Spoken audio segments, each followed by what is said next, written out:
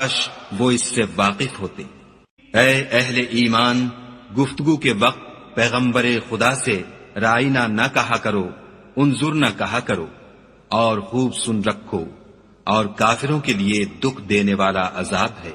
جو لوگ کافر ہیں، اہل کتاب یا مشرک، وہ اس بات کو پسند نہیں کرتے کہ تم پر تمہارے پروردگار کی طرف سے خیر و برکت نازل ہو، اور خدا تو جس کو چاہتا ہے اپنی رحمت کے ساتھ خاص کر لیتا ہے، اور خدا بڑے فضل کا مالک ہے۔ ہم جس آیت کو منسوخ کر دیتے یا اسے فراموش کرا دیتے ہیں تو اس سے بہتر یا ویسی ہی اور آیت بھیج دیتے ہیں۔ کیا تم نہیں جانتے کہ خدا ہر بات پر قادر ہے؟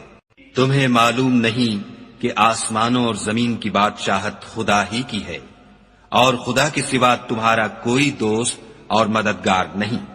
کیا تم یہ چاہتے ہو کہ اپنے پیغمبر سے اسی طرح کے سوال کرو جس طرح کے سوال پہلے موسیٰ سے کیے گئے تھے؟